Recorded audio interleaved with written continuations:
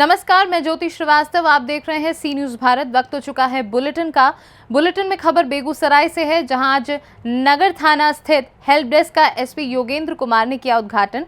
आगे खबर बिहार से है, जहां लगातार हो रही बारिश को देखते हुए जिलाधिकारी दिनेश कुमार राय ने गंडक नदी के किनारों का किया निरीक्षण।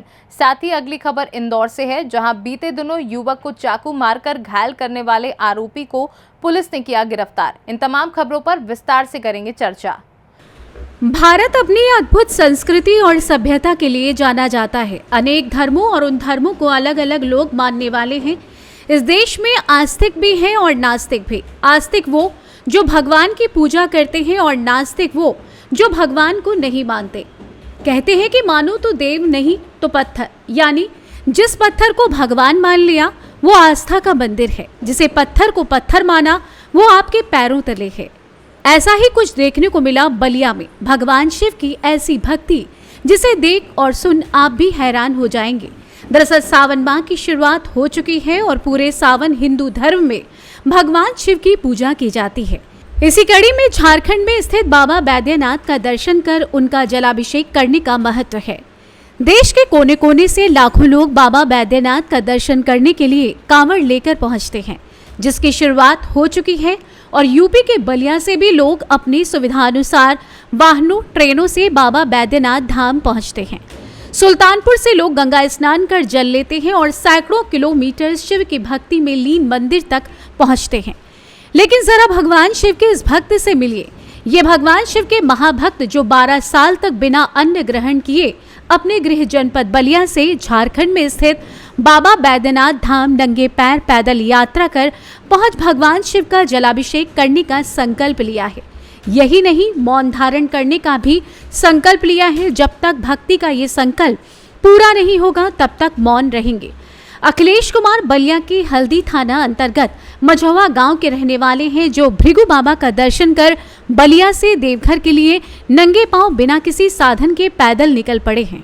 सर, हमारा गांव हुआ मझौवा, थाना हल्दी, जिला बलिया, उत्तर प्रदेश।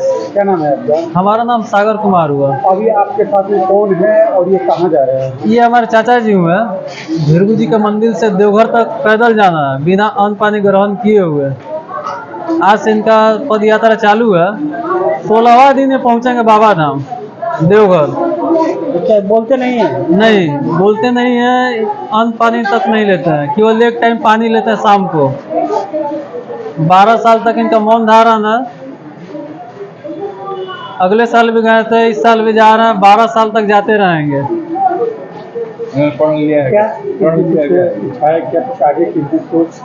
क्या है इनका शुरू से ऐसा ही सब ऊपर वाले की कृपा से चलते आ रहा है। हमेशा इनका एक टाइम ही भोजन पानी है। बलिया से सी न्यूज संवाददाता आनंद दुबे की रिपोर्ट।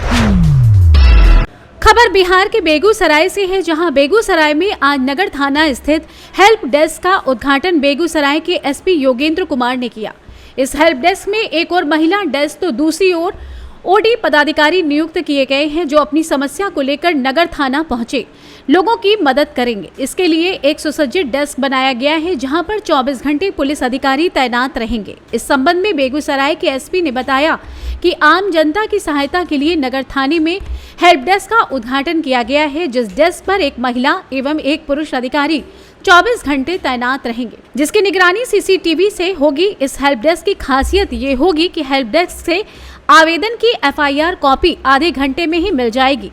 किसी भी प्रकार का आवेदन यहां जमा कर सकते हैं। मोबाइल चोरी, गुमशुदगी की शिकायत यहां अविलंब दर्ज होगी। वहीं कांड के अनुसंधान में प्रगति की जानकारी यहां से प्राप्त की जा सकती है। महिलाओं से जुड़ी समस्याओं के लिए महिला हेल्प डेस्क पदाधिकारी यहां 24 घंटे मौजूद रहेंगी। किसी भी शिकायतकर्ता की उपस्थिति सीसीटीवी में दर्ज रहेगी। इससे पारदर्शिता के साथ साथ सभी की जवाबदेही सुनिश्चित की जाएगी। ठीक है, सब लोग ठीक है। सर, किस तरह का यहाँ पे जो हेल्प डेस्क बनाया गया, क्या उद्देश्य है इसका बनाने का? आम जनता की सहूलियत के लिए आज नगर थाना में एक हेल्प डेस्क काउंटर की शुरुआत की गई है। यहाँ पे एक महिला पुलिस पदाधिकारी और एक पुलिस अधिकारी 24 घंटा यहाँ पे मौजूद रहेंगे। इसकी निगरानी मेरे द्वारा सीसीटीवी कैमरा से की जाएगी। देखिए, एक शिकायत आम पब्लिक से बार बार हम लोग के पास आती थी कि पुलिस स्टेशन पर जाते हैं किसी छोटे से भी काम के लिए तो वहाँ किससे मिलना है, कहाँ मिलना है, कुछ समझ में नहीं आता है। एप्लीकेशन कहाँ पे सबमिट करें ये भी नहीं पता चलता है और छोटे से काम में बहुत वक्त उनका वहाँ पे ज़ाया हो जाता है। तो इसको ठीक करने के लिए आज इस हेल्प डेस्क की यहाँ शुरुआत की गई है और यहाँ पे FIR करने के लिए कोई भी आवेदन दे सकता है। FIR की कॉपी आधे घंटे में यहाँ पे अब दी जा रही है। मोबाइल चोरी या गुम होने की शिकायत यहाँ पे तुरंत दर्ज कराई जा सकती है। कांड के अनुसंधान में क्या प्रगति है उसकी भी जानकारी इस हेल्प डेस्क के द्वारा दी जाएगी और किसी चीज़ की नकल निकालनी है वो भी यहाँ पे आम पब्लिक को दिया जाएगा। इसके अलावा महिलाओं से जुड़ी कोई भी समस्या अगर है तो महिला हेल्प डेस्क की एक अधिकारी 24 घंटा यहाँ मौजूद रहेगी, तो महिलाएं भी बड़े आराम से यहाँ पे आके अपनी समस्या दर्ज करा सकती हैं। और चूँकि ये पूरा सिस्टम CCTV जो हम लोग का यहाँ पर लगा है उसकी निगरानी में रहेगा और कंट्रोल रूम से मेरे द्वारा स्वयं इसकी मॉनिटरिंग की जाएगी, तो इससे पूरे सिस्टम में ट्रांसपेरेंसी और अकाउंटेबिलिटी को भी यहाँ पे फिक्स करने में इससे मदद मिलेगी। तो ये एक अच्छी शुरुआत है और हमारा ये उद्देश्य है कि पुलिस स्टेशन पे कोई भी आम पब्लिक आती है तो उसका काम 10 से 15 मिनट में हो जाना चाहिए और उसको यहाँ वहाँ भटकना ना पड़े। मैं आप लोग के थ्रू ये मैसेज भी देना चाहूँगा कि किसी भी व्यक्ति से बेगूसराय से सी न्यूज संवाददाता मोहम्मद मुमताज की रिपोर्ट। बड़ी खबर बगहा से है, जहां लगातार हो रही बारिश के कारण नगर के समीप शास्त्री नगर में गंडक नदी के द्वारा कटाव की सूचना पर पहुंचे जिलाधिकारी दिनेश कुमार राय ने नगर के किनारे बह रही गंडक के किनारों का निरीक्षण किया तथा लोगों से भयभीत न होने की अपील की। डीएम ने बताया कि कटाव से नगर को अभी तक कोई खतरा नहीं है। गंडक नदी के द्वारा सिल्ट का कटाव किया जा रहा है। वहीं मौके पर उपस्थित जल संसाधन विभाग के अधिकारियों को डीएम ने कड़े निर्देश देते हुए कहा कि मटेरियल का भंडारण कर अविलंब कटाव को रोकने का कार्य किया जाए। उन्होंने ये भी कहा कि बगहा को किसी भी कीमत पर कटने नहीं दिया जाएगा। इस तरह से कहाँ पर कटाव की संभावना है, नदी की जो धारा बदली है वो कहाँ से कहाँ तक चला गया है, तो कोई ये इससे सही घबराहट की कोई बात नहीं है। खतरे की स्थिति नहीं है। अभी तो लाख से भी कम क्यूसेक पानी का छूटा हुआ है उससे, ठीक है ना। लोगों ने जैसा कि बताया और अभियंताओं से राय वसूला किया गया कि 4 लाख क्यूसेक के बाद में पानी छूटने के बाद में संभावना रहती है। अभी एहतियात के तौर पर तमाम कार्य कराए जा रहे हैं और पहले से ही बांध निर्माण का कार्य हुआ है, मरम्मती का कार्य हुआ है। यहाँ पर जो है कार्यपालक अभियंता सेक्रेटरी या सभी लोग कैंप किए हुए हैं और ज़रूरत के अनुसार जो है मटेरियल रखा गया है। जहाँ भी आवश्यकता होगी निश्चित रूप से कार्य कराए जाएंगे और किसी को भी भयभीत रहने की आवश्यकता नहीं है। पूरा प्रशासन जो है अलर्ट है। ज़रूरत के अनुसार हम लोग सब सावधानियाँ बरतेंगे और हर आवश्यक कार्रवाई को की जाएगी। किसी को कोई चिंता करने की आवश्यकता नहीं है। बिहार से सी न्यूज संवाददाता शमीउल्लाह की रिपोर्ट। इंदौर के राजेंद्र नगर थाना क्षेत्र में पिछले दिनों एक युवक को कैंची मारकर घायल कर दिया गया था। इस पूरे मामले के सामने आने के बाद पुलिस ने जांच पड़ताल करते हुए आरोपी को गिरफ्तार कर लिया है और पूरे मामले में जब खुलासा किया गया तो प्रेम प्रसंग के चलते इस पूरे घटनाक्रम को अंजाम दिया गया था। इस मामले पर डीसीपी आदित्य मिश्रा ने क्या कुछ कहा, आइए जानते हैं। पुलिस को जो जानकारी मिली थी यूनिक अस्पताल के माध्यम से, वहाँ पर पता चला था जो फरियादी थे मयंक, उनको गंभीर हालत में, चोटिल हालत में उनको अस्पताल में भर्ती किया गया था, जहाँ पर कैंची का एक सिरा उनकी पीठ में घुपा हुआ था। उनके ऑपरेशन के बाद जब वो अगले दिन बयान देने की हालत में हुए तो उनसे बयान लेकर उन्होंने बताया कि घटनाक्रम इस प्रकार था कि वो प्रतीक सेतु से जा रहे थे, एमरल्ड हाई स्कूल की तरफ से प्रतीक सेतु होते हुए बाहर जा रहे थे। तभी पीछे से एक मोटरसाइकिल पे एक अज्ञात व्यक्ति आया जिसको वो देखकर पहचानने की उस समय उनके पास थी और उसने पीठ पे उनको कैंची मारी और कैंची मार के वो चला गया। इसके बाद पुलिस ने इसकी तफ्तीश शुरू की, क्योंकि जहाँ पर घटनास्थल था वहाँ पर कोई भी सीसीटीवी कैमरा नहीं थे, इसलिए काफ़ी मुश्किलें आईं। पर हमने जो फरियादी थे उनका पूरा रूट जो है वो बैक ट्रेस करना शुरू किया। उनके मोबाइल पे जितने भी कॉल्स आए थे या उनके मोबाइल के आसपास जितने भी जो टावर्स थे उन सभी का हमने PSTN डेटा उठाया और वहाँ पर जो फ़ोन्स शॉर्ट ड्यूरेशन के लिए एक्टिव रहे हैं उनको ट्रैक करना शुरू किया। इसमें यह भी देखा कि जो फरियादी है उनके मोबाइल में जिनसे भी बातचीत हुई है उनमें से कितने नंबर के कॉमन नंबर्स इसमें मैच कर रहे हैं।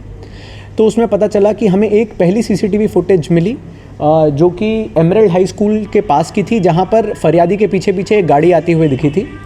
और फिर जब हमने उस को वापस पूरा ट्रैक करना शुरू किया तो कॉल डिटेल्स के माध्यम से भी वही नंबर मैच होना शुरू हुआ। तो उसमें पता चला कि ये पूरा मामला प्रेम प्रसंग का था। जो फरियादी हैं उनकी एक महिला के साथ संबंध थे और जो आरोपी है इसमें ये उस महिला का ही छोटा भाई है। और अलग अलग समाज से होने के चक्कर में उनके परिवार में हमेशा से इनके रिश्ते को लेकर एक मनमुटाव सा रहा है कि दोनों अलग समाज से आते हैं, तो उनके परिवार में हमेशा से नाराज़गी थी इस चीज़ को लेके, और इसी के चलते उनके भाई के द्वारा उन पे हत्या का प्रयास किया गया था। भाई जो है उनका वो बाल अपचारी है, तो उसको बाल न्यायालय में पेश किया जा रहा है। सर कितने मोबाइल फोन का मतलब फोन जिसमें खंगाले गए होंगे नंबर, उसके बाद आरोपी इसमें जो फरियादी के मोबाइल फ़ोन्स थे उसमें करीबन 63 नंबर ऐसे थे जिनके हमने बैक ट्रैक करना शुरू किया था कि ये कौन से ऐसे नंबर्स हैं जो फरियादी के साथ रूट में सेम जिनके डिटेल्स आए हैं।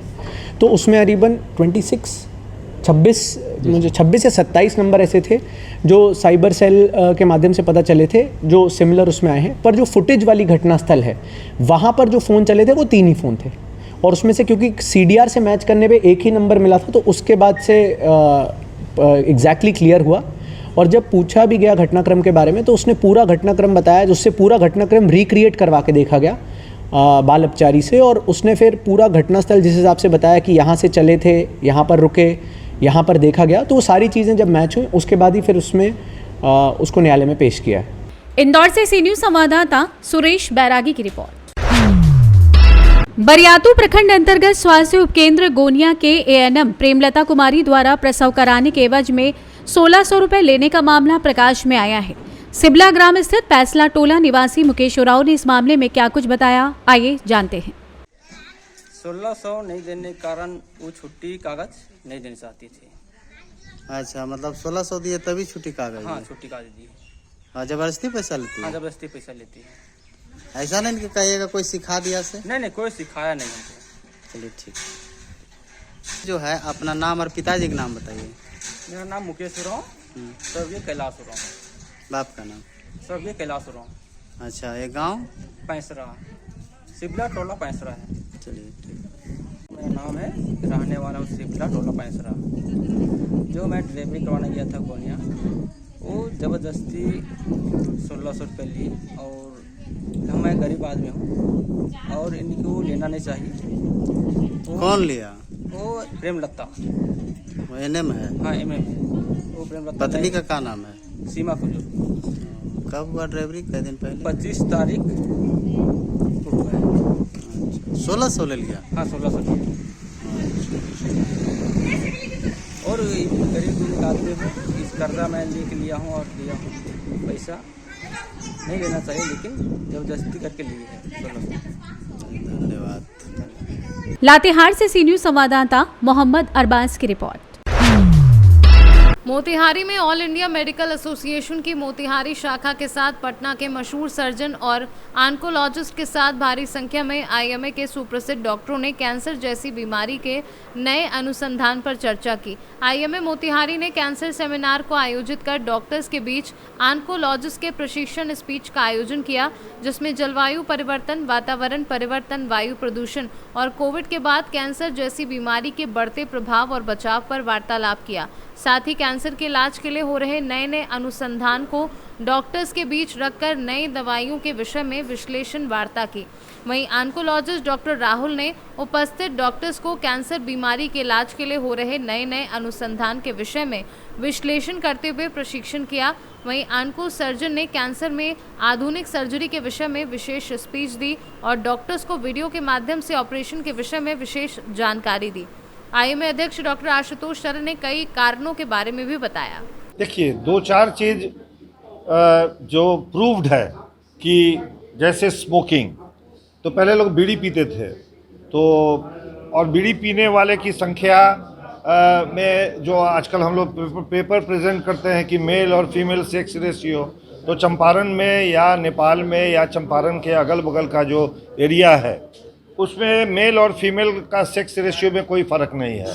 औरतें ज़्यादा बीड़ी पीती हैं, मर्द कम बीड़ी पीते हैं। आजकल लोग सिगरेट पर चला गया है, और सिगरेट से भी ज़्यादा लोग आजकल खैनी तो पहले खाते थे, पान भी खाते थे, बट जब से गुटखा खाना शुरू किए तो या तो गुटखे में मिलावट है या कुछ है, जिससे कि पता है कि इससे लंग्स का कैंसर होगा, इससे मुंह का कैंसर होगा, इससे थ्रोट का कैंसर होगा।